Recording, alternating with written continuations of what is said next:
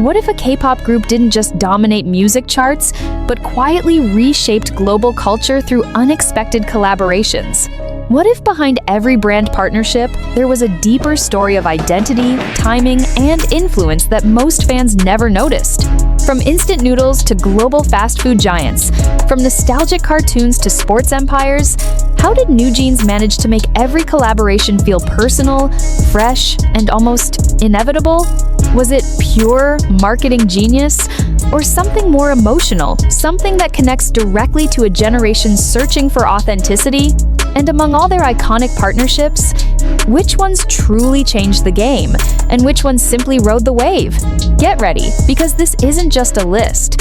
This is a journey into the moments where pop culture, branding, and youth identity collided in ways that still echo today. Number 5. Coca-Cola, Refreshing Legacy Reimagined, Hyein.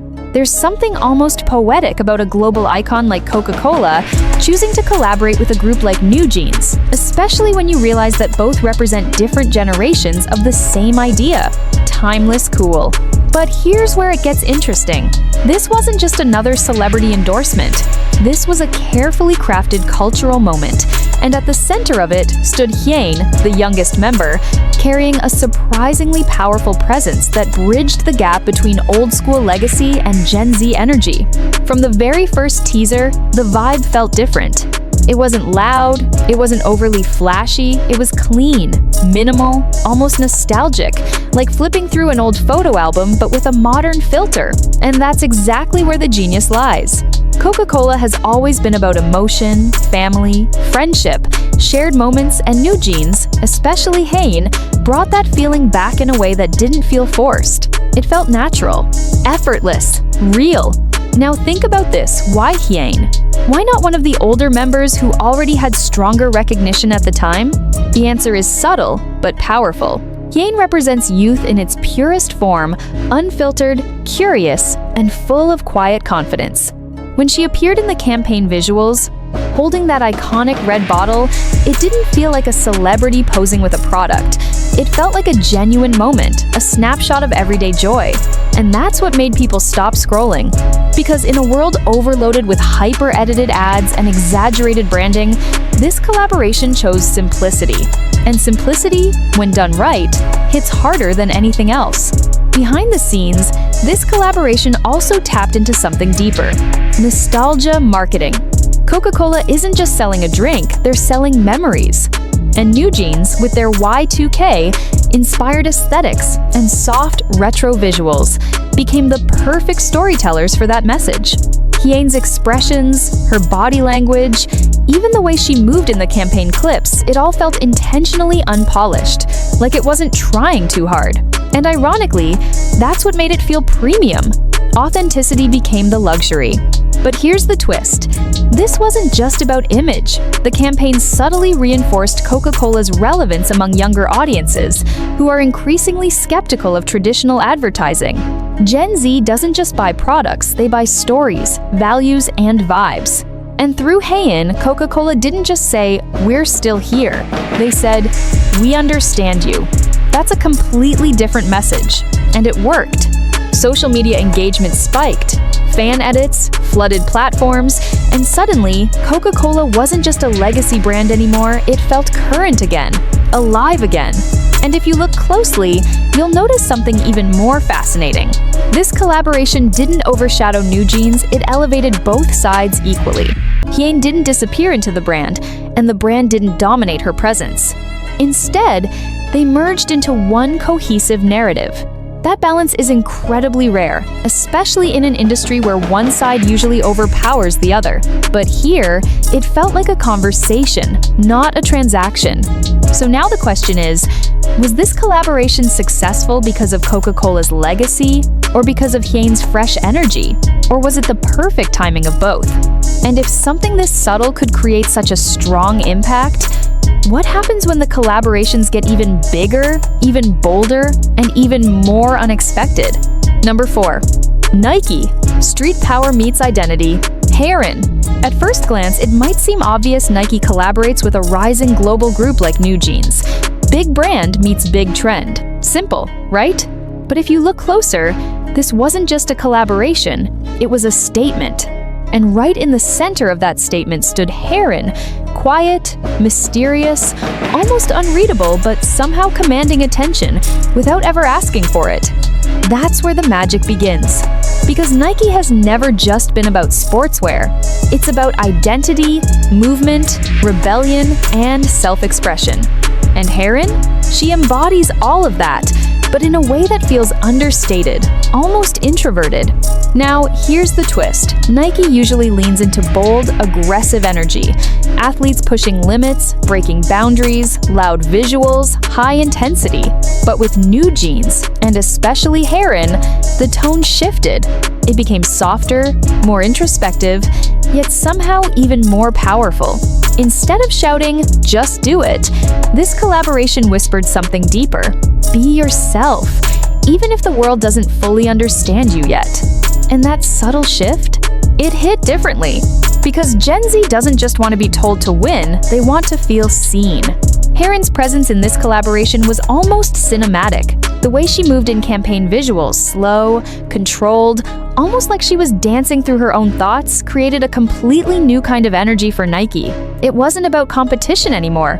It was about personal rhythm, personal space, personal identity. And suddenly, Nike wasn't just selling sneakers, it was selling a feeling of belonging to those who don't always fit into loud, traditional molds.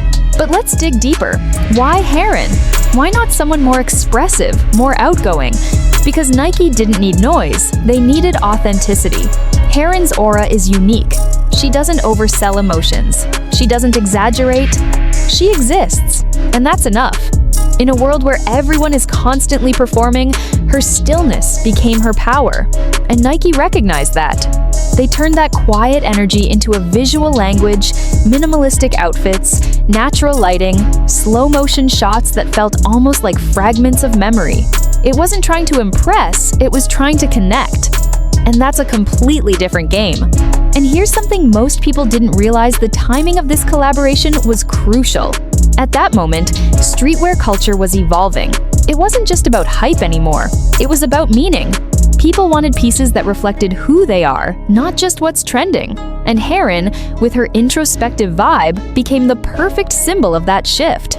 She didn't wear Nike like a brand ambassador. She wore it like it was part of her identity. That distinction? It changes everything. Social media reactions told the story clearly. Fans didn't just repost the campaign, they analyzed it. They talked about her expressions, her posture, the mood, the atmosphere. It became more than an ad, it became a piece of art. Edits, slow-motion clips, aesthetic compilations flooded timelines. And suddenly, Nike wasn't just part of the conversation, it was the conversation. But what makes this even more fascinating is how balanced the collaboration felt. Nike didn't overpower Haerin, and Haerin didn't disappear into the brand. Instead, they coexisted. Two identities merging into one narrative without losing themselves. That's rare. That's difficult. And that's exactly why it worked.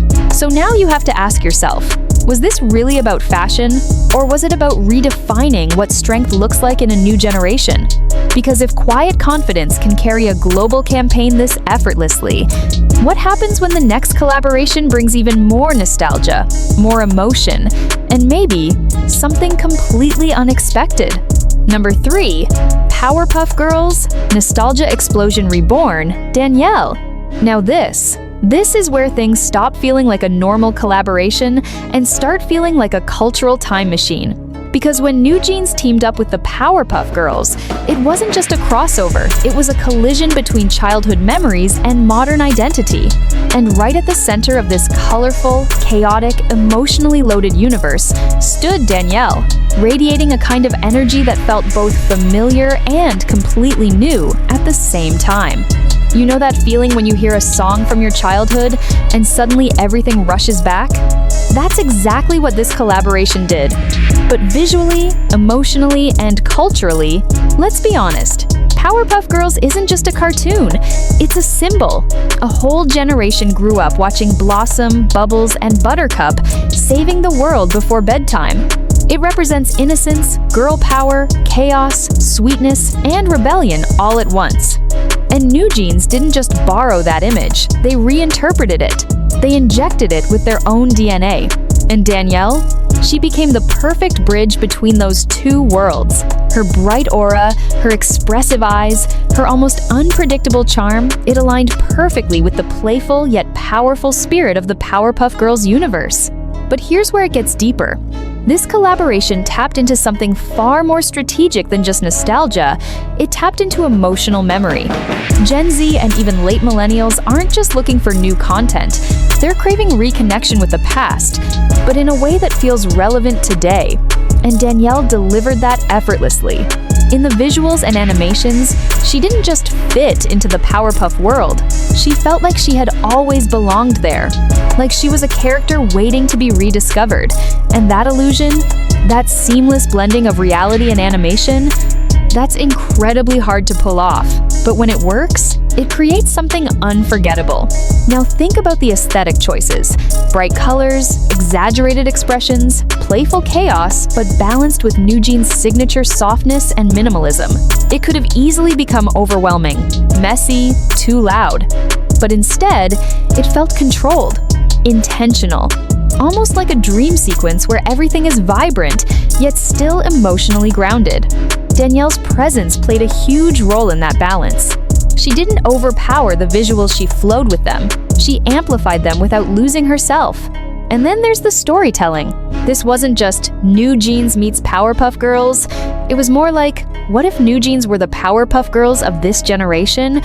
What if saving the world didn't look like fighting villains, but influencing culture, inspiring confidence, and reshaping what femininity means today? Danielle's portrayal hinted at that idea, soft, playful, but undeniably strong.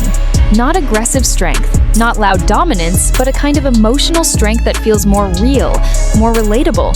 The internet reaction? Explosive. Fans didn't just watch, they felt. They created fan art, edits, alternate storylines. Some even started assigning each NewJeans member to a specific Powerpuff Girl, debating personalities, traits, and symbolism. It became interactive, a shared experience. And that's when you know a collaboration has gone beyond marketing, it has entered culture. But here's the most interesting part. This collaboration didn't rely on hype alone. It relied on connection. It trusted that people would recognize the emotion, not just consume the visuals. And Danielle, with her naturally expressive and slightly unpredictable energy, made that connection feel real. She didn't act like she was part of a campaign, she acted like she was reliving a memory. And that authenticity, that's what made people stay, watch again, and share. So now ask yourself, why did something so playful feel so impactful? Why did a cartoon collaboration hit deeper than some high-budget global campaigns? And if nostalgia can be this powerful when done right, what happens when we step into collaborations that blend everyday life, culture, and something even closer to home? Number 2.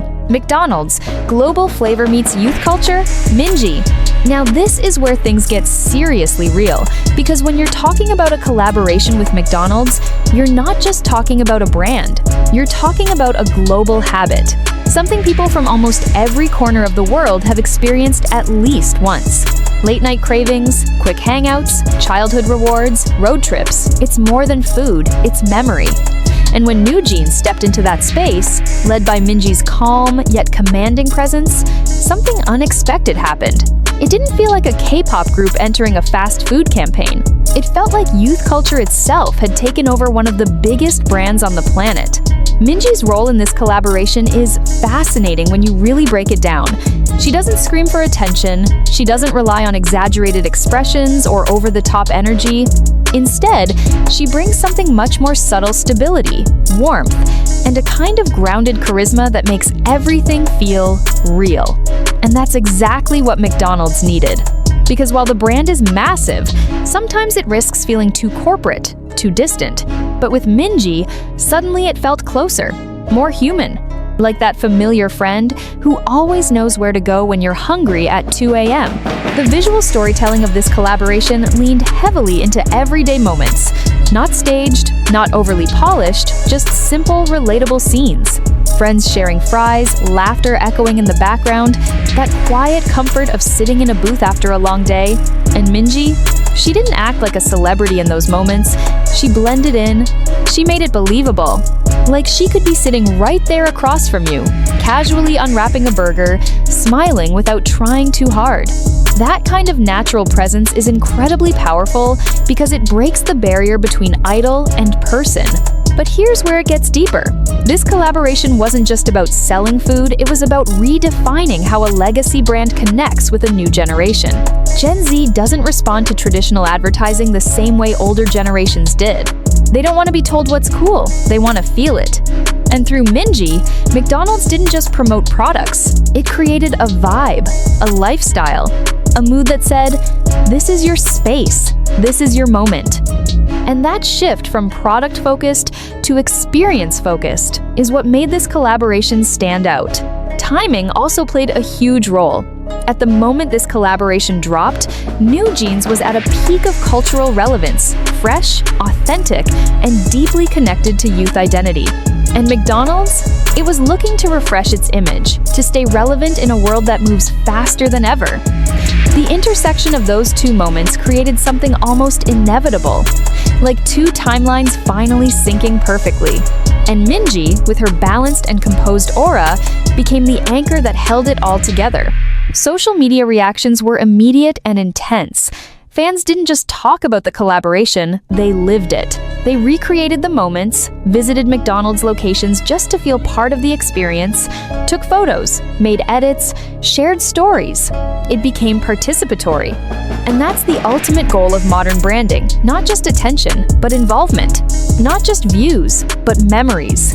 And here's something subtle but important. This collaboration didn't try to be something it's not. It didn't overcomplicate things. It embraced simplicity. Because at the end of the day, McDonald's isn't about luxury or exclusivity. It's about accessibility, familiarity, and comfort. And Minji embodied that perfectly. She didn't elevate the brand into something unreachable, she brought it closer to people, made it feel like home. So now the question becomes, if something as everyday as fast food can be transformed into a cultural moment this powerful, what happens when we reach the #1 spot? What kind of collaboration could possibly top something this relatable, this global, this deeply embedded in everyday life? Number 1. Indomie local legend goes global, Hanni. And here it is, the collaboration that didn't just make headlines, it made people feel seen. Because when NewJeans teamed up with Indomie, this wasn't just about branding, marketing, or global expansion. This was personal, deeply personal, especially for fans across Southeast Asia, and even more so for Indonesia. And standing right at the heart of this cultural explosion was Hanni bringing warmth, relatability, and a kind of emotional authenticity that turned a simple instant noodle into something much bigger than food. Let's be real for a second. Indomie isn't just a product, it's a lifestyle. It's late-night hunger, rainy day comfort, childhood memories, student survival food, and that one taste you never forget, no matter how far you go. For millions of people, Indomie represents home. So when NewJeans stepped into that space, it wasn't just a collaboration. It was like two worlds finally acknowledging each other. Global K-pop culture meeting everyday local identity. And somehow, it just made sense. Now here's where Hanni becomes the perfect center of this moment. She has this natural, almost effortless charm that doesn't feel manufactured. Her smile, her expressions, the way she carries herself, it feels genuine. And in a collaboration that relies so heavily on emotional connection, that authenticity becomes everything. When Hanni appeared enjoying Indomie, it didn't feel like an ad. It felt like a real moment. Like something you've done yourself countless times.